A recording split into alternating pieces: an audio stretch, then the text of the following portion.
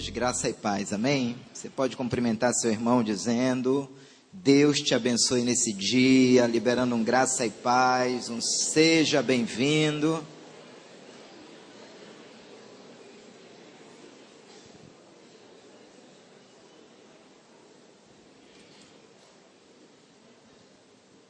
Amém? Pastor Monteiro perguntou sobre o que eu falarei hoje. Falarei sobre o efeito da graça de Deus na vida de um homem, amém? Na vida de um povo, na vida de uma comunidade, na vida de uma cidade. E eu convido você a abrir sua Bíblia em Atos capítulo 13. Atos capítulo 13.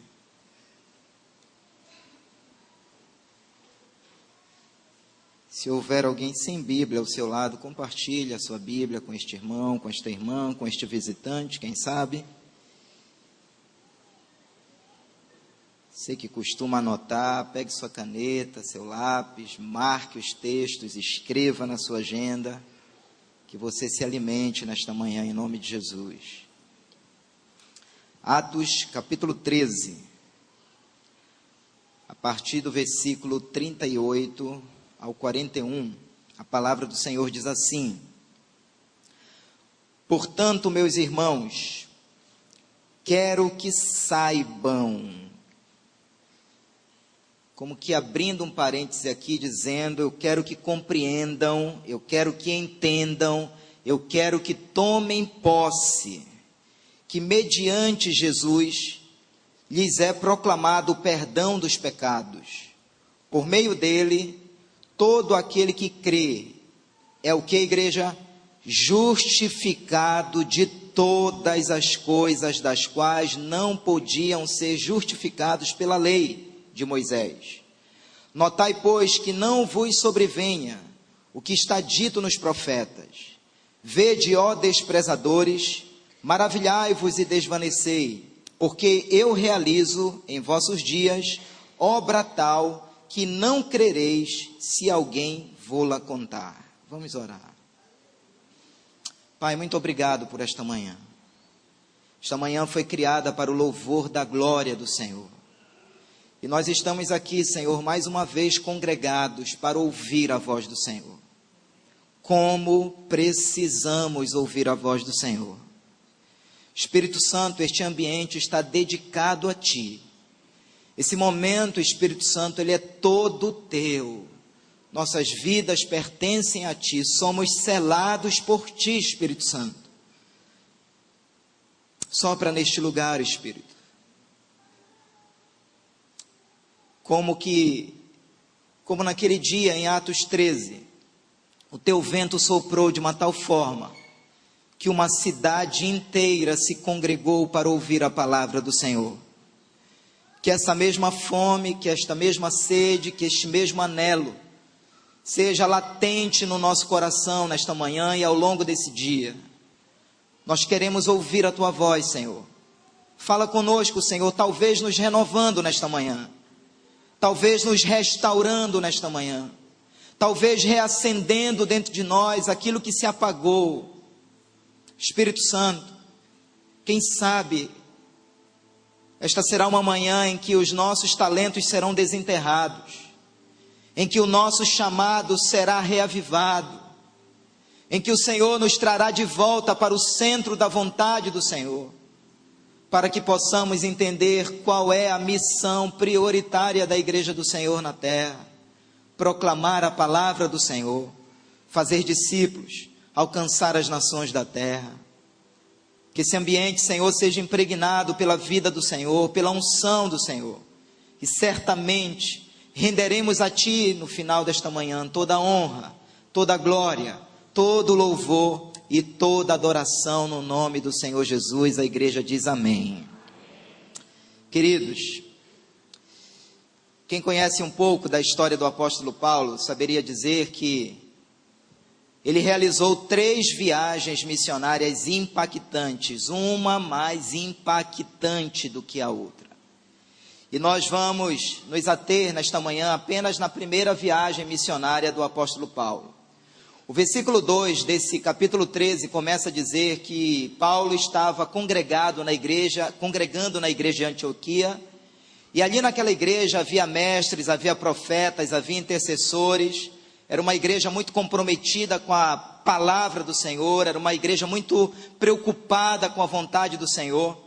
E essa história conta que eles estavam ali orando, adorando, jejuando. Eu disse o quê? Orando, adorando, jejuando. Eu disse o quê? Irmãos, e debaixo desses céus de adoração, de oração e de jejum, a Bíblia diz no versículo 2 que o Espírito Santo de Deus se manifestou. E se manifestou de uma tal forma, dizendo: separai para mim a Paulo e a Barnabé para a obra que eu tenho designado para eles. Naquele momento a igreja impõe as mãos sobre Paulo e sobre Barnabé, e a igreja os envia para aquilo que o Espírito Santo já havia desenhado para a vida daqueles dois homens de Deus. A Bíblia diz, a partir do versículo de número 4, que eles desceram para Seleucia, uma cidade, começaram a pregar a palavra do Senhor, e a glória do Senhor começou a se manifestar. De Seleucia eles desceram para Chipre, que era uma ilha, e ali também começaram a pregar a palavra do Senhor, e a glória do Senhor se manifestando.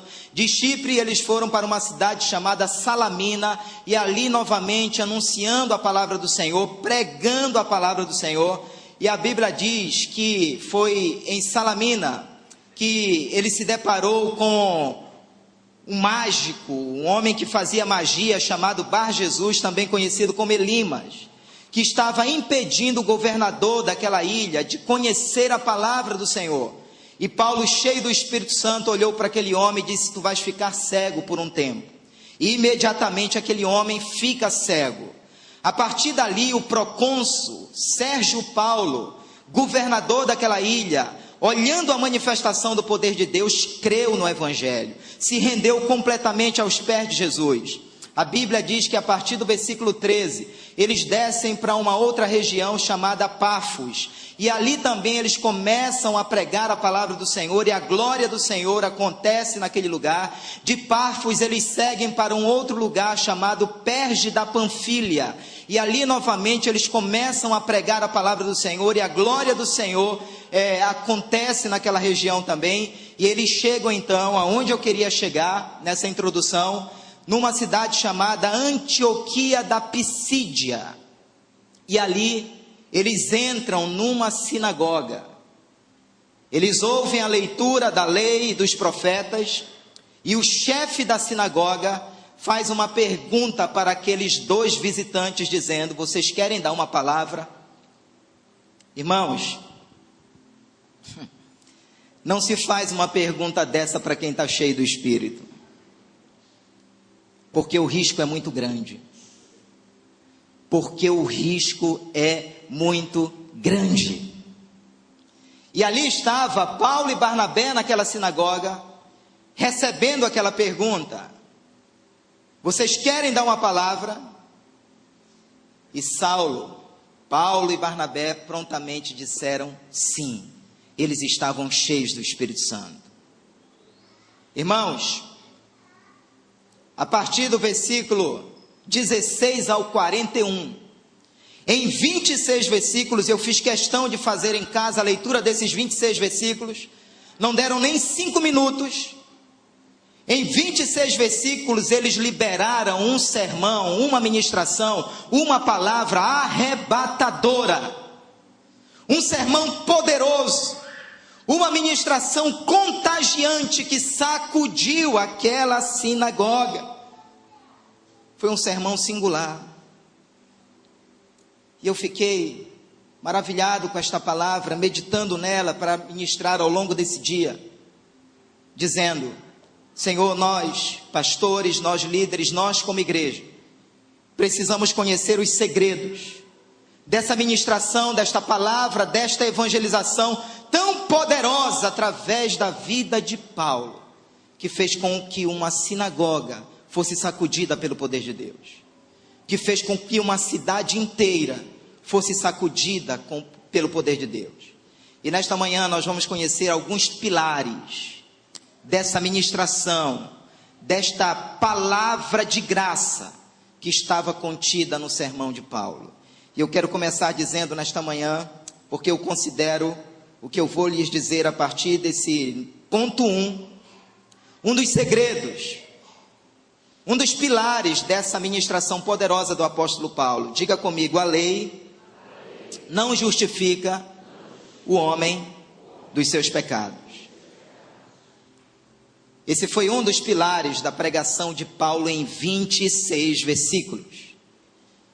Em basicamente 5 minutos, aquela sinagoga foi sacudida pelo poder de Deus. E a declaração de Paulo sobre isso está aqui no versículo 39, quando diz assim, ele falou isso dentro de uma sinagoga: e de tudo o que pela lei de Moisés não pudestes ser justificados por ele, no caso Jesus, é justificado todo aquele que crê. Irmãos, nós não temos a dimensão de avaliar uma declaração como essa dentro de uma sinagoga de judeus. Paulo fez essa declaração dentro de uma sinagoga dizendo que o homem, ele não seria mais justificado pelas obras da lei, mas ele seria justificado pela fé. Isso foi algo revolucionário na mentalidade judaica. Isso não entrava na cabeça de um judeu. Para o judeu, o que o Paulo estava dizendo, para os judeus, o que Paulo estava dizendo, soava como uma nova doutrina, soava como algo estranho, soava, queridos, como uma heresia, porque na cabeça de um judeu, o homem só poderia ser justificado pela lei, o homem só poderia ser justificado pelas obras da lei. E Paulo, dentro de uma sinagoga, estava dizendo que a partir de agora, em Cristo Jesus, o homem não seria justificado pela lei, como nunca conseguiu ser, mas ele só poderia ser justificado diante de Deus, mediante a obra de Jesus Cristo na cruz do Calvário, mediante a fé. Era isso que Paulo estava anunciando no seu sermão de 26 versículos, dizendo aos judeus que agora o homem precisava crer no sacrifício de Jesus. E essa notícia, ela foi bombástica dentro da sinagoga, porque era como se os judeus estivessem dizendo: não pode ser, isso não pode ser verdade. O homem só consegue ser justificado diante de Deus pelas obras. Tem que ter esforço, tem que ter sacrifício, tem que ter desempenho religioso. O que este homem está falando é uma heresia. Sabe, igreja, a lei estabelecia um caminho de padrões morais e espirituais altíssimos. E o homem, quando tentava trilhar por este caminho, ele não conseguia, se sentia culpado e condenado. Igualmente, a graça também estabelece um caminho de padrões espirituais e morais altíssimos. Só que o Senhor nos confere o Espírito Santo de Deus para trilharmos este caminho. Diga amém. Nessa caminhada de agradar a Deus, você não está sozinho.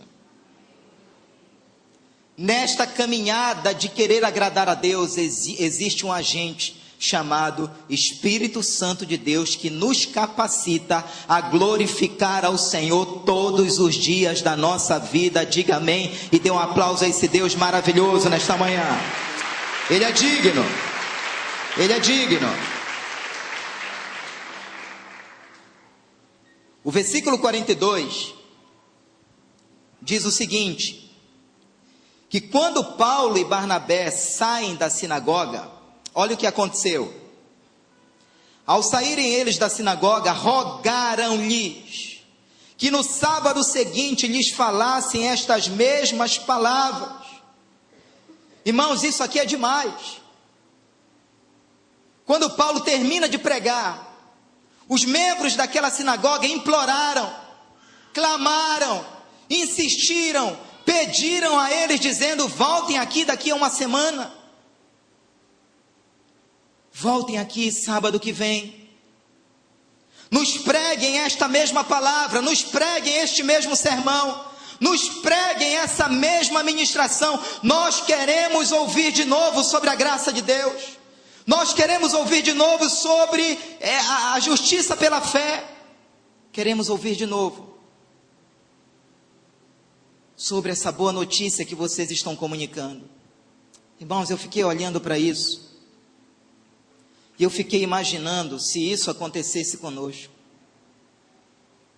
Eu fiquei olhando para isso e fiquei imaginando se nós saíssemos daqui num domingo, tão impactados pela palavra, tão impactados pelo evangelho que aqui é pregado, e pudéssemos ir aos nossos amigos, e pudéssemos ir aos nossos familiares, aos nossos vizinhos, dizendo: olha, tem uma igreja lá em São Brás, que a glória do Senhor está acontecendo ali, que a palavra do Senhor está sendo anunciada ali, que o Senhor está libertando, salvando e curando. Eu fiquei imaginando isso para cada um de nós.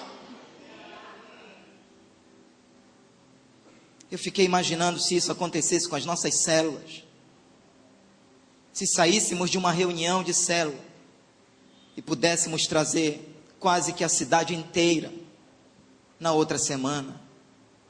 Foi isso, era exatamente isso que eles estavam desejando naquele dia. Nós queremos ouvir essa palavra de novo. Queremos ouvir sobre o perdão completo dos nossos pecados. Irmãos, havia unção no sermão de Paulo, sim ou não? Certamente aquele sermão, aquela ministração, estava impregnada de unção. Paulo tinha habilidade de se comunicar, sim ou não? Não tenho dúvidas. Paulo tinha uma retórica convincente, e muito. Mas não era esse o segredo daquele sermão. O segredo daquele sermão estava no conteúdo que Paulo ministrava. E o conteúdo que ele estava ministrando se chamava graça de Deus em Cristo. Não era na unção, não era na habilidade intelectual, não era na persuasão que ele tinha. Mas o segredo daquele sermão arrebatador estava no conteúdo que ele ministrava. Graça de Deus em Cristo. Para surpresa de todos, olha o que aconteceu no versículo 44. Confira na sua Bíblia. Irmãos, isso aqui é demais. Porque esse Deus aqui, ele não mudou. Ele continua sendo o mesmo de ontem, de hoje e o será eternamente. O versículo 44 diz que no sábado seguinte, dentro de uma semana, afluiu quase toda a cidade para ouvir a palavra de Deus. Aleluia! Eu fico imaginando isso acontecendo conosco.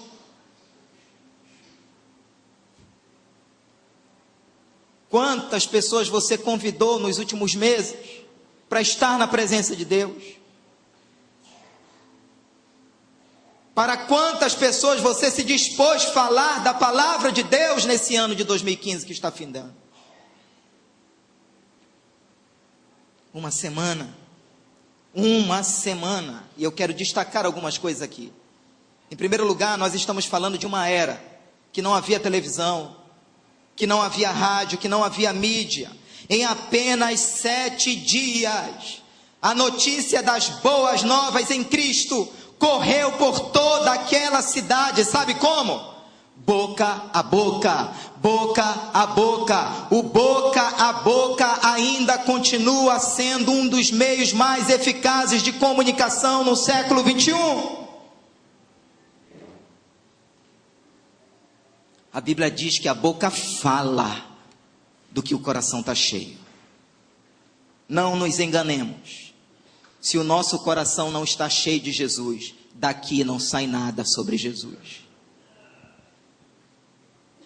Não nos enganemos.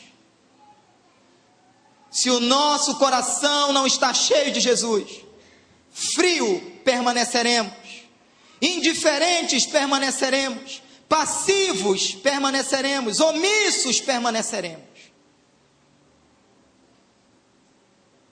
Mas nós estamos falando de 2 homens que estavam cheios do Espírito Santo. E quem está cheio do Espírito Santo, igreja, transborda, transborda, derrama sobre a vida de alguém. Não tem como, não tem como. É um rio de águas vivas que flui do seu interior. É um rio, é uma fonte dentro de você. Não se tampa a fonte, querido. Não se tampa a fonte. Se você perceber uma fonte, você tenta tapar, ela brota do outro lado. Não se tampa a fonte. Do vosso interior haverá uma fonte de rios de água viva. Toda a cidade. Em segundo lugar, eu quero destacar aqui que aquilo que a lei não conseguiu fazer, o Evangelho da Graça estava fazendo. A lei, a pregação da lei nunca conseguiu reunir multidões, mas a pregação da graça tocou uma cidade inteira, através de 2 homens cheios do Espírito Santo. Tanto é que os judeus, no versículo 45, diz que eles morreram de inveja, como que dizendo: nós estamos aqui todos os sábados pregando a lei, e a multidão não vem. E chegam aqui 2 homens, anunciam um sermão, e uma cidade inteira se congrega na presença de Deus. Eles se encheram de inveja. Em terceiro lugar, eu quero destacar que não havia naquele sábado nenhum pregador famoso, nenhum cantor gospel famoso. Não havia nem sequer uma estrutura confortável para abrigar toda aquela multidão. Tudo girou em torno da palavra. A atração principal ali era a palavra. A grande novidade daquela cidade era a palavra de Deus. Diga amém. Cadê a sua Bíblia? Levante a sua Bíblia, querido. Diga comigo: tudo que eu preciso está nesta palavra. Diga isso para o seu irmão: tudo que você precisa está nesta palavra.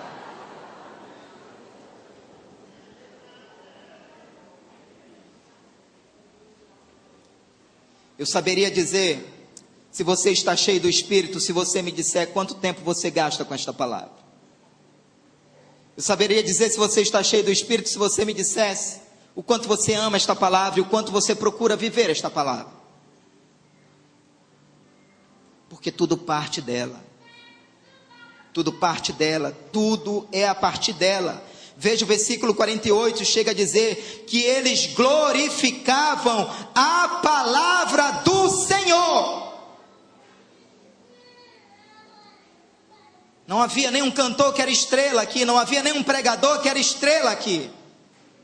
A estrela era a palavra. Sabe, Pastor Monteiro, pastores, eu creio num avivamento em torno da palavra. Eu creio num avivamento em torno da palavra. Eu creio num tempo em que multidões virão para cá por causa da palavra. Eu creio nesse tempo em que as nossas células se multiplicarão extraordinariamente por causa da palavra. Não adianta, igreja, inventarmos nada além da palavra. Tudo que nós precisamos está na palavra.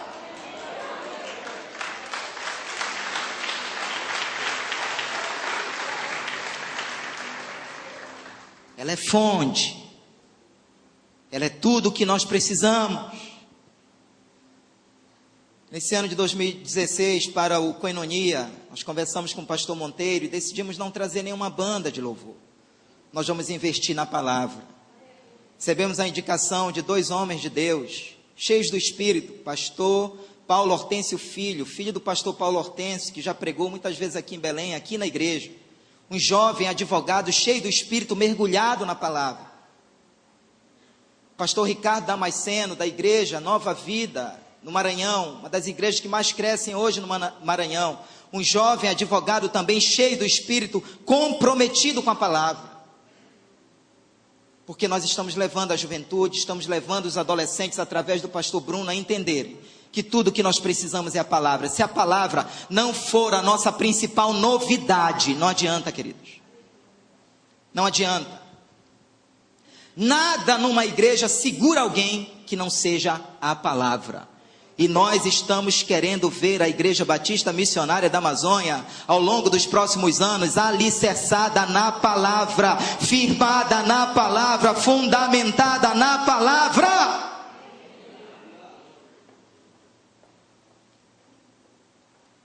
Em quarto lugar, no que eu quero destacar aqui, essa cidade aqui, ela foi despertada pelo Espírito Santo. E fica patenteado aqui, que se a cidade de Belém for despertada pelo Espírito Santo, os templos não suportarão. Daí a importância das células. Irmãos, se Deus decidir sacudir só essa rua que está aqui na frente da igreja, só ela, trazendo todas as famílias dessa rua para esse templo aqui, já não cabe aqui.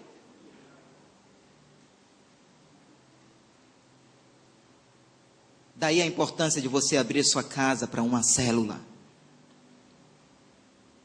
Porque os templos não suportarão as multidões caso Deus desperte uma cidade. O versículo 38 diz assim, quando Paulo estava pregando: tomai, pois, irmãos, conhecimento. Eu quero que vocês saibam, eu quero que vocês aprendam, eu quero que vocês entendam, de que se vos anuncia a remissão de pecados por intermédio deste. Irmãos, este aqui foi o ponto principal da mensagem de Paulo. Remissão de pecados por intermédio de Jesus. Esse foi o ponto principal da mensagem que sacudiu a cidade inteira. E sabe o que eu descobri? Que esse mesmo tempero aqui, que este mesmo ponto principal aqui, estava no sermão de Pedro, quando ele pregou lá em Atos 2:38. Se você for pegar o sermão de Pedro lá em Atos 2:38 e comparar com o sermão de Paulo aqui, é basicamente quase a mesma coisa. E quando Pedro anunciou basicamente esse mesmo sermão, lá em Atos 2:38, quase 3.000 almas se renderam aos pés do Senhor. Mais tarde, em Atos 3, do versículo 11 ao 19, Pedro prega novamente aquela mesma mensagem, e uma multidão inteira se colocou diante da presença do Senhor. E Paulo, lá na frente, no texto que nós lemos, prega basicamente esse mesmo sermão, e uma cidade inteira se congrega na presença de Deus. Escute: o perdão completo dos nossos pecados, passados, presentes e futuros, foi uma das revelações mais poderosas que o apóstolo Paulo recebeu no seu ministério. Uma das revelações mais poderosas que ele recebeu no seu ministério. Escute só, igreja, nós precisamos entender isso, nós precisamos crer nisso. Imagine comigo, eu nada fiz para pecar lá no Éden, você nada fez para pecar lá no Éden, nós não estávamos lá. O pecado veio pela raça humana, mas eu não pequei lá no Éden, você não pecou lá no Éden, nós não estávamos lá no Éden. Quem pecou, quem fez tudo sozinho, foram Adão e Eva. Adão e Eva fizeram tudo sozinhos. Agora escute, pelo mesmo critério, pela mesma lógica, pelo mesmo raciocínio, você nada fez para ser santo, você nada fez para ser perdoado, você nada fez para ser justificado. Quem fez tudo sozinho foi Jesus Cristo na cruz do Calvário, bradando: está consumado. Diga amém, diga aleluia, dê um forte aplauso a Ele e libere um grito de liberdade nesta manhã. Aleluia, aleluia, poderoso esse entendimento. Sabe, querido, eu tenho dito e repito isso nessa manhã: você é mais perdoado do que você imagina, você é mais liberto do que você imagina, você é mais curado do que você imagina, você é mais salvo do que você imagina em Cristo Jesus. Tudo que Adão e Eva precisaram fazer lá foi descrer. E tudo o que nós precisamos fazer é crer. Eles desacreditaram lá na palavra do Senhor. E nós acreditamos na palavra do Senhor, que em Cristo Jesus está o perdão dos nossos pecados. Era essa boa notícia que o apóstolo Paulo estava anunciando. A remissão dos pecados em Cristo. Porque o homem, ele estava completamente perdido nos seus pecados e nos seus delitos. Morto espiritualmente, separado de Deus. E essa é a grande notícia que o apóstolo Paulo estava anunciando. Em penúltimo lugar, diga comigo, o evangelho da graça revoluciona a nossa compreensão. O versículo 45 diz: mas os judeus, vendo as multidões, tomaram-se de inveja e, blasfemando, contradiziam o que Paulo falava. Irmãos, os fariseus, quando viram aquela grande multidão, eles ficaram revoltados, coração tomado de inveja.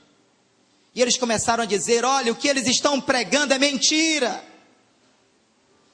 O que estes dois homens estão falando não é verdade. Eles blasfemavam. Quem eram os fariseus, igreja? Eram os guardiões da lei. Eram os homens que mais conheciam a lei. Eram os homens que mais procuravam praticar a lei. Mas eles acabaram se tornando um grupo religioso cego e perdido, como muitos se encontram dentro das igrejas. Porque o evangelho não é religião. Vou repetir isso, o evangelho não é religião. O cristianismo é um relacionamento vivo e diário com o Deus Todo-Poderoso. O cristianismo, ele não está estabelecido em cima de um sistema de valores. Ele está estabelecido em cima de um relacionamento verdadeiro e sincero com Deus. E os fariseus não conseguiam entender isso. Sabe, igreja, pare de depender de você mesmo para herdar a salvação. Pare. Você vai se cansar, querido. Você não vai conseguir. A salvação em Cristo, ela não depende de você, ela depende do que Cristo fez na cruz. Não é o nosso desempenho, é o desempenho dele na cruz. Cristo sem pecado, 2 Coríntios 5, 21, se fez pecado por nós, para que nos tornássemos justiça de Deus. Quantos são justos aqui nessa manhã? Me dê um sinal com a mão. Metade da igreja, basicamente, com a mão levantada. Sabe por quê? Porque quando nós fazemos uma pergunta como essa, logo vem na nossa mente o nosso desempenho, nosso comportamento.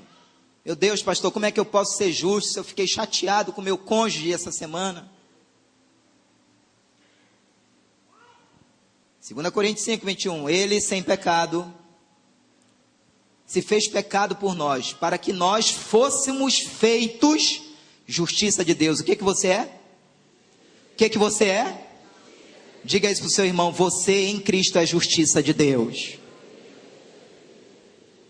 Em Cristo, querido, não é em Adão, não é em você, é em Cristo.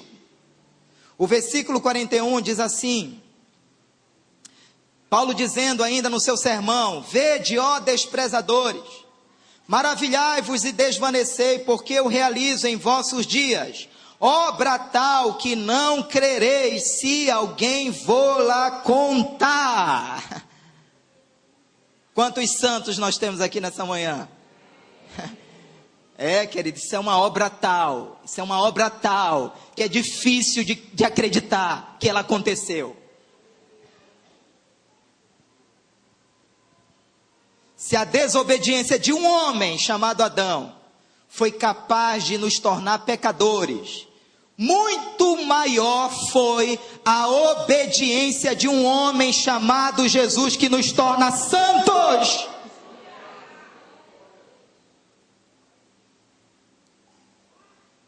Jesus, o Filho de Deus. Isso não entrava na cabeça dos fariseus, mas os fariseus se encaixavam perfeitamente nesse versículo. como desprezadores, não conseguiam crer naquela obra, não conseguiam enxergar a boa nova em Cristo. Sabe, irmãos, nós somos transformados pela obra perfeita da justiça de Cristo na cruz, sem precisar de obras, de esforço próprio, de aparências religiosas. Você não precisa de aparências religiosas. Você precisa de um coração sincero na presença de Deus. Amém? A graça faz dos esforços próprios do homem um nada, e faz da obra de Cristo um tudo. Para os fariseus, eles só poderiam ser justificados diante de Deus pelo esforço humano, pelo sacrifício. Eles foram ensinados assim, eles acreditavam assim. E o versículo 43 diz: despedida a sinagoga, muitos dos judeus e dos prosélitos piedosos seguiram Paulo e Barnabé, e estes, falando-lhes, os persuadiam a perseverar na graça de Deus. Veja que tanto os judeus como prosélitos se converteram naquele dia. Começaram a seguir a Paulo e a Barnabé. Pastor, quem eram os prosélitos? Os prosélitos naquele tempo eram gentios que haviam se convertido ao judaísmo e haviam se circuncidado como um sinal da sua conversão. E isso também foi um choque para os judeus, porque os judeus, a duro custo, haviam evangelizado esses gentios que se tornaram circuncidados, fazendo parte do judaísmo. E agora até os prosélitos, aqueles que foram evangelizados pelos judeus, estavam agora se convertendo ao evangelho. Mas o que é lindo desse texto é que a Bíblia diz que judeus e prosélitos passaram a seguir Paulo e Barnabé. Sabe o que Paulo e Barnabé disseram para eles? Perseverem na graça de Deus. Eu acho que nós temos aqui uma lição para todos os discipuladores dessa igreja.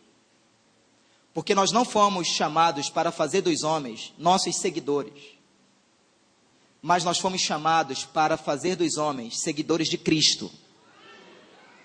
Discípulos precisam depender da graça de Deus, porque num determinado ponto, o discipulador e o pastor não vai poder te dar aquilo que só a graça de Deus pode te dar, porque a graça de Deus te basta, a graça de Deus te é suficiente, a graça de Deus é capaz de te sustentar em todos os momentos da sua vida.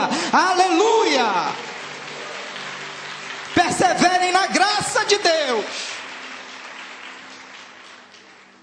permaneçam na graça. Que lição maravilhosa. O versículo 49 diz que divulgava-se a palavra do Senhor por toda aquela região. O que estava sendo divulgado ali? O que estava sendo divulgado? Perceba, igreja, a centralidade da palavra. O que estava sendo divulgado ali não era a instituição religiosa, não era a religião, não era a denominação, não era a estratégia. O que estava sendo divulgado naquela região era a palavra.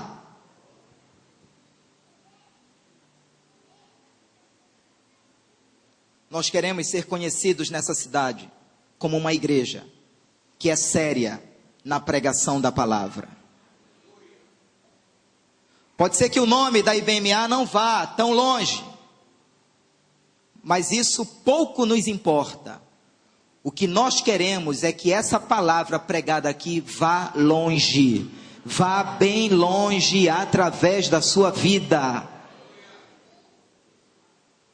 para que você possa contar para os seus filhos e para os seus netos que você congregou numa igreja séria, que prega a palavra, que valoriza a palavra. E em último lugar, diga comigo, devemos anunciar a graça sem fazer concessões. Irmãos, a verdade, ela precisa ser anunciada a todo custo. Será que Paulo teria sofrido resistência apenas em Antioquia da Panfídia? Não. Olha o versículo, capítulo 14. Vamos ler o capítulo 14, do versículo de 1 a 7.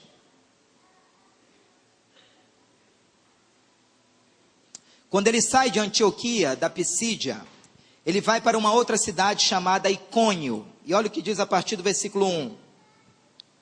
Em Icônio, Paulo e Barnabé entraram juntos na sinagoga judaica e falaram de tal modo, irmãos, como eu gostaria de estar ali, para ter ouvido esses dois homens falando de tal modo. A Bíblia não conseguiu explicar esse tal modo, que veio a crer o que, igreja? Que veio a crer o que, igreja? Uma grande multidão, foi uma outra multidão, tanto de judeus e agora como de gregos. Versículo 2, mas os judeus incrédulos incitaram e irritaram os ânimos dos gentios contra os irmãos.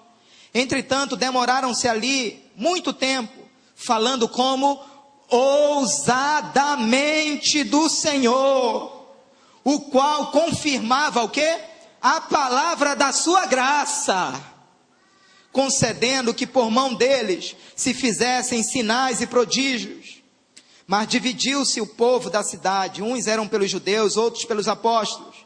E como surgisse um tumulto dos gentios e judeus associados com as suas autoridades, para os ultrajar e apedrejar, sabendo eles, fugiram para Listra e Derbe, cidades da Licaônia e circunvizinhança, onde anunciaram o evangelho. Se você ler o versículo 19, você vai perceber que o apóstolo Paulo foi apedrejado ao ponto de ter sido dado como morto. Confirma aí no versículo 19. Ele foi apedrejado de uma tal forma, foi ultrajado de uma tal forma, que ele foi dado como morto.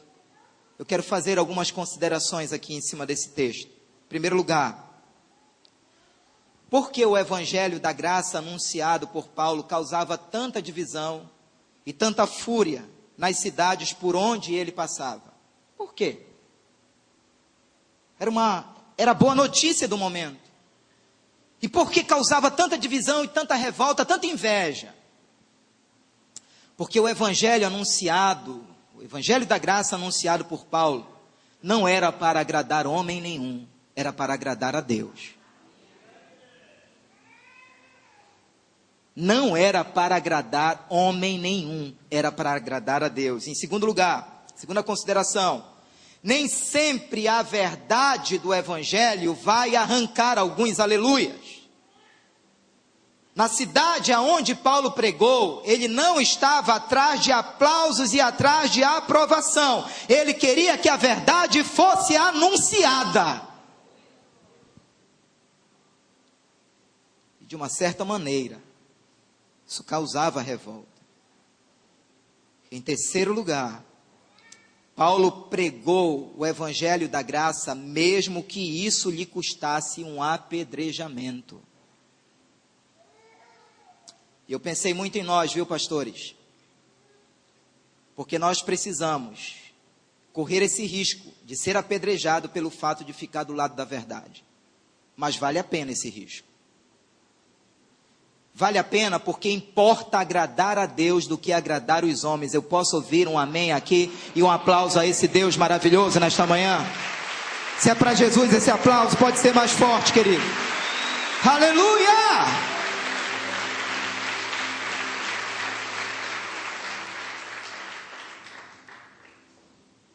O versículo 3 do capítulo 14 diz: entretanto, demorando-se ali muito tempo, falando ousadamente, o qual confirmava a palavra da sua graça. Quem que confirmava? Deus. Sabe como era que Deus confirmava que aquilo que Paulo e Barnabé estavam pregando era dos céus? Com sinais, concedendo que por mão deles se fizessem sinais e prodígios. Deus estava confirmando aquela pregação. Deus estava confirmando aquela mensagem. Sabe como? Com sinais e maravilhas. Que mensagem, pastor, Deus estava confirmando? A palavra da sua graça. Não era mais a palavra da sua lei. Era a palavra da sua graça. Graça é favor imerecido de Deus ao enviar Jesus para o perdão de todos os nossos pecados. Cristo morreu por nós, sendo nós ainda pecadores. Nós estávamos no nosso pior momento de depravação, no nosso pior momento de comportamento moral, e a Bíblia diz que Deus enviou seu Filho para morrer por nós, sendo nós ainda pecadores. Você foi literalmente aceito por Deus no seu pior estado de depravação. Você foi literalmente aceito por Deus no seu pior estado de perdição. Então não queira fazer nada para agradar a Deus baseado no seu esforço humano, porque o único sacrifício que agradou a Deus foi o sacrifício de Jesus na cruz. Quando Deus nos olha, Ele quer ver Jesus em nós, Cristo em vós, a esperança da glória. Não vivo mais eu, mas Cristo vive em mim. Cristianismo é isso, querido. É Jesus vivendo em nós. Não é você tentando viver Jesus. É Jesus vivendo em você. É Jesus vivendo através de nós. Houve ali muitos sinais e prodígios. Escute. A fé que nos leva a experimentar curas e milagres advém de ouvirmos a palavra da sua graça.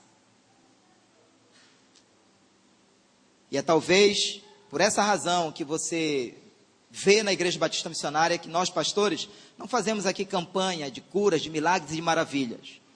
Porque nós acreditamos exatamente nisso aqui. Nós acreditamos em curas, milagres e maravilhas que advêm da pregação da palavra. Não pense que não está acontecendo cura aqui nesta manhã. Não pense que não está acontecendo libertação aqui nesta manhã. Não pense que não está havendo conserto aqui nesta manhã. Não pense que não está havendo salvação aqui nesta manhã. Porque o Evangelho é poder de Deus para a salvação de todo aquele que crê.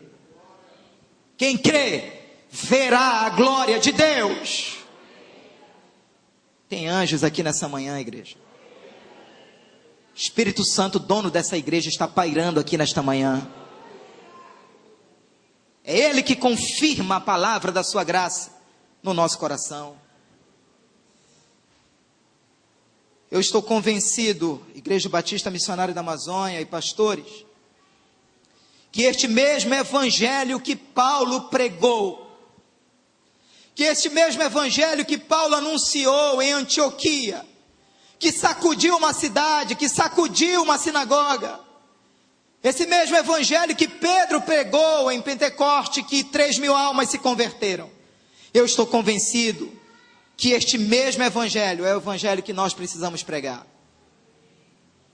Porque o apóstolo Paulo nos advertiu em Gálatas 1, 8 e 9, dizendo: mas ainda que nós mesmos, ou um anjo vindo do céu vos pregue evangelho, que vá além do que vos temos pregado, seja anátema. Assim como já dissemos, e agora repito, se alguém vos prega evangelho que vá além daquele que recebestes, seja anátema. E o evangelho que Paulo pregou não foi o evangelho que nos pede para guardar a lei. Foi o evangelho da graça. Porque a lei implica em esforço próprio. Mas a graça, você depende daquilo que Jesus fez na cruz. Daquilo que Ele fez na cruz. Você bebe. Cristianismo não é eu tenho que fazer. Cristianismo é já foi feito e já foi feito. Está consumado. O que eu preciso agora, pastor? Ser cheio do Espírito. Porque cheio do Espírito você vai derramar. Você vai derramar, você tem que beber, você vai derramar, você vai transbordar. Falar de Jesus vai ser um prazer, não vai ser um peso, não vai ser, querido, uma aflição, vai ser um prazer, porque você vai abrir a boca e Deus vai usar a tua boca, porque você está cheio do Espírito. Se a vida cristã for vivida nessa perspectiva, sua vida cristã vai ganhar uma outra dimensão. Não vai ser canseira vir para um culto como esse, não vai ser fardo, mas vai ser prazer. Vai ser prazer. Vai ser prazer. Quer uma prova? Para a gente terminar, versículo 52. Vai ser prazer. Versículo 52. Irmãos, depois de toda essa afronta, depois de apedrejada, depois de apedrejados, depois de rejeição, depois de serem blasfemados, sabe como foi que os discípulos saíram de tudo isso? Está aqui, versículo 52, capítulo 13, ou é do 14? Os discípulos, porém...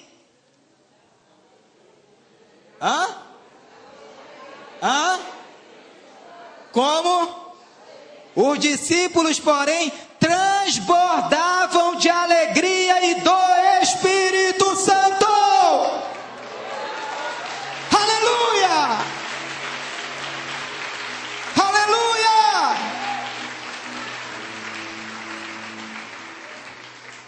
Irmãos, está provado com este versículo que é possível um cristão passar por provação, passar por tribulação, passar por crises e por perseguições, e ainda assim permanecer cheio do Espírito Santo, permanecer cheio de alegria de Deus.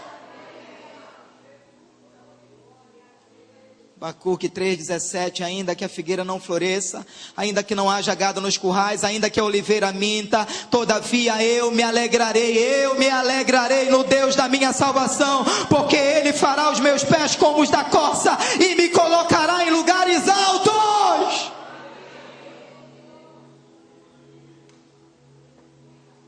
Foi assim que os discípulos saíram dessa viagem missionária, cheios do Espírito Santo e cheios de alegria. Sabe por quê?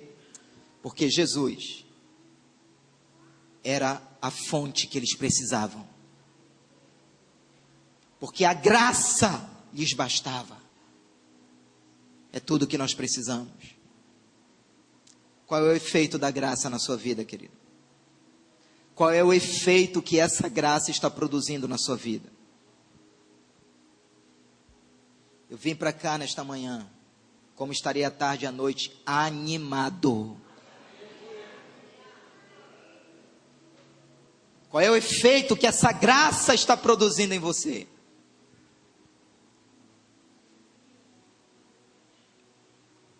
O Senhor está aqui. E o nosso desejo é que esta manhã seja uma manhã de renovação e de conserto para cada um de nós.